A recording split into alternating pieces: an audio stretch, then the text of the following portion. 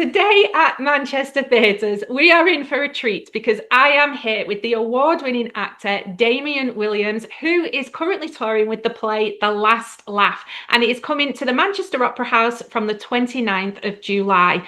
Now, Damian has been in shows stage and screen, including Andy and the Band, Billy Webb and Alfonso Bonzo, Exam Conditions. He has toured the globe with Hairspray, been in shows such as Funny Thing Happened on the Way to the Forum, Lady Killers, Educating Rita, and he has been making people laugh for many, many years, taking on other greats as well as Tommy Cooper that he's doing in this show. He's done it in previous different incantations.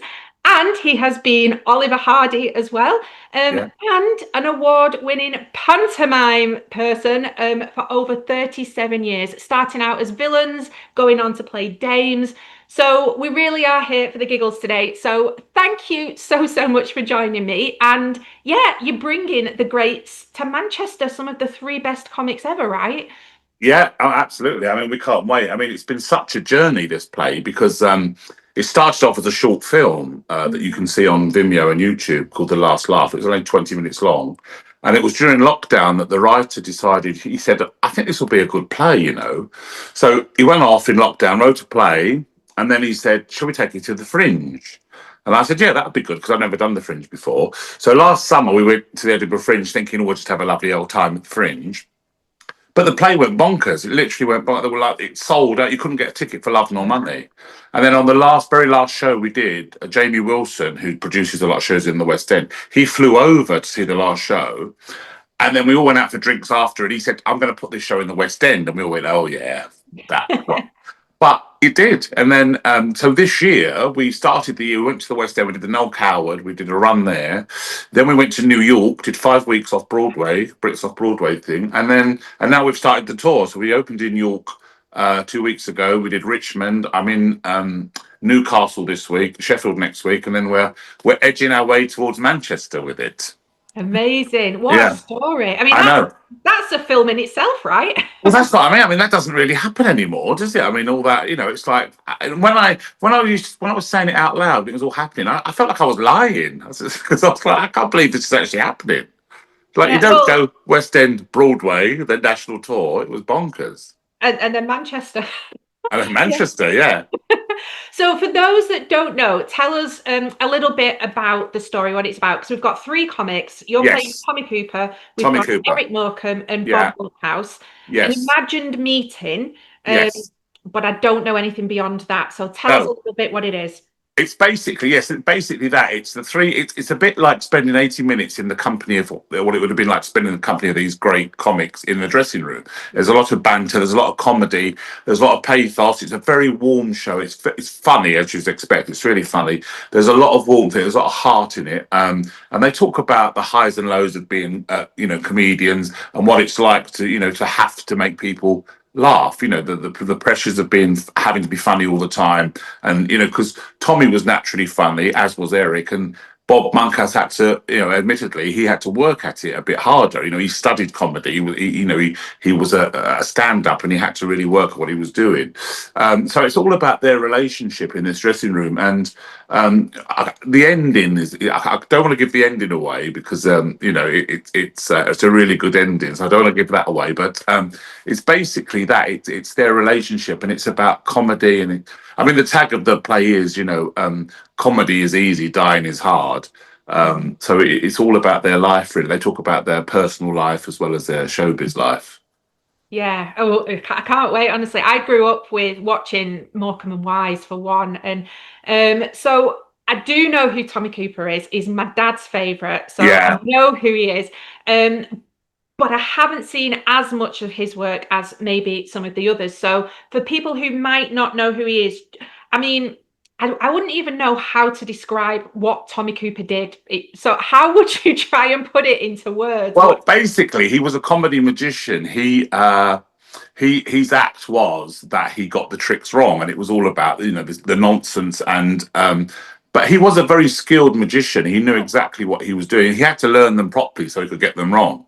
So his act, he realised when he first started out that when the tricks went wrong, he got laughs. So he thought, well, that's the road I'm going down. I'm not going to just do what every other magician does. I'm going to get the tricks wrong and get the laughs, which is what he did.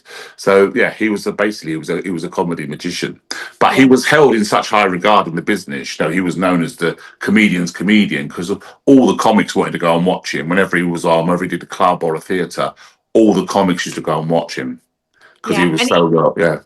He was actually like a legit magician. He was part of the Magic Circle, wasn't he? Oh yeah, he was part of the Magic Circle. Yeah, he was you know, he was obsessed with magic. He used to go, you know, he'd always be buying new tricks and learning how to do them. And then, I mean, he got in trouble a couple of times because he'd buy these new tricks, go on the telly and get them wrong so people could see how they work. So he did get in trouble a few times. Yeah.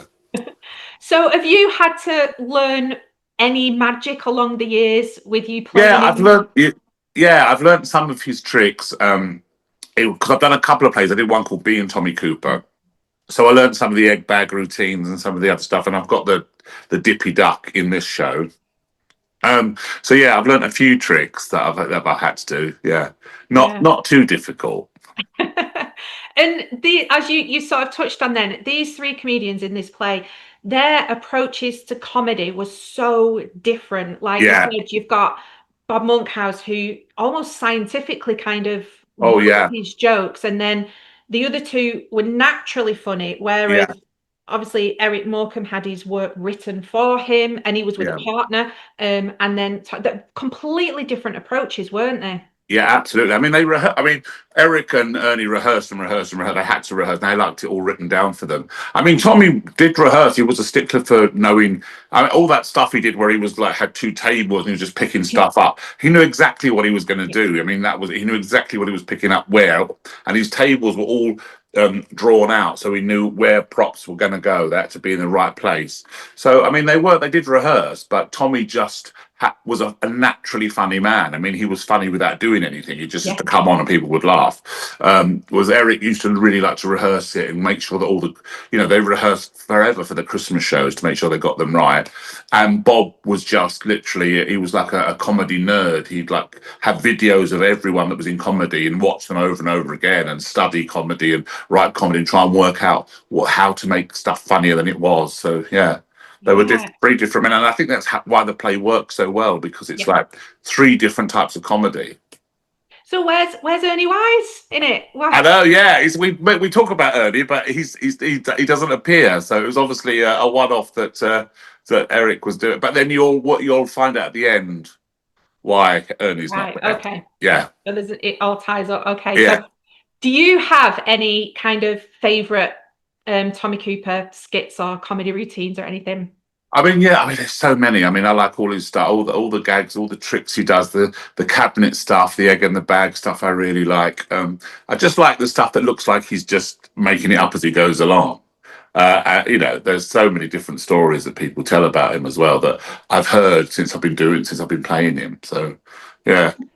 Talking of stories, has anyone ever explained why the fez? Where did the fez come from? So basically, he was working in Egypt. He was in the army in Egypt, and he was doing like variety show. Well, there was like a thing called Ensa where the soldiers used to put shows on. Anyway, he used to wear a pith helmet when he used to go on stage, like one of those pith helmets. Yeah. And he forgot it one day. And so he was working in this club in Egypt. And one of the waiters walked past with the fezzes on. So he took it off the waiter, put it on his head, and he got a big laugh, and that was it. So he wore it ever since. That was it. Yeah. Wow, yeah. And it's become such a trademark, hasn't it? Oh, yeah, absolutely. Even now, when he told the story that he went to Morocco and he put a fez, there was a fez store, and he put a fez store, and the guy that didn't know him at all just went to him just like that. And Tommy said, "Why are you saying that?" And he went, "Because every Brit that comes over and puts a fez on goes just like that when they've got it on." So he told him that. I love that story. Yeah. And then I don't know, obviously, having not seen the play, so I'm hopefully not doing spoilers here, because it is quite famously known that unfortunately he did pass away. He did live. Yeah. Apparently, I saw that. I was telling my dad I was going to be chatting with you, and he said, "You saw that? You were only a little tiny toddler, but you what?" I was like, "Obviously, I've got no memory of it, but everyone thought so." As you've said, he was just funny naturally, and everyone thought it was a joke at first, didn't they? They did. They thought it was all part of the act, and it was only that his son was in the wings that night, and he said, people started to laugh as he fell backwards, and his son said that there's something wrong. My dad's back is so bad. There's no way he'd be able to do that. We need to stop the show, which because they couldn't stop the show because it was going live. So they went to a commercial break, and Jimmy Tarbuck came on and said, "We're going to commercial break. Next up is Les Dennis and Dustin G." So they went to commercial break. Jimmy went off to Les and Dennis, to Les and Dustin, you need to go on. Dustin sort of didn't want to go on. He was sort of shocked. And Jimmy said, you've got to go on. It's live. You've got no choice. So they went on, and Les tells the story that while they were in the front cloth working, they could hear the doctors working on Tommy, trying to bring him back to life just behind the other side of the curtain. Wow. And the full circle of that is, so we asked Les to do the voice of the stage manager in our play. So Les does the 5-minute calls and the 15-minute calls over the tannoy during the play. So yeah, I love that. I love that. And throughout the play, I believe that there's pictures and like nods and kind of marks respect to previous generations, even before them, like Askey and Sid James and people like that. Right. Yeah. So if you were asked to play one of those kind of even earlier, who would you love to get your teeth sunk into? Well, I have played Bud Flanagan, before in Flanagan and Allen. I did a show called Underneath the Arches. So I've played him before, and I did the stage version of Up Pompeii. So I did that as well, the Frankie Howard play. I don't know. I mean, there's so many of those old great comedians, which they all inspired to. It inspired all of them to get going, and then the comics of today. So there's so many young comedians of today that come and see this play because obviously Tommy was held in such high regard as the governor. So they all come and watch it still. In fact, we had Lee Mack turn up last week at Stage Door. Yeah.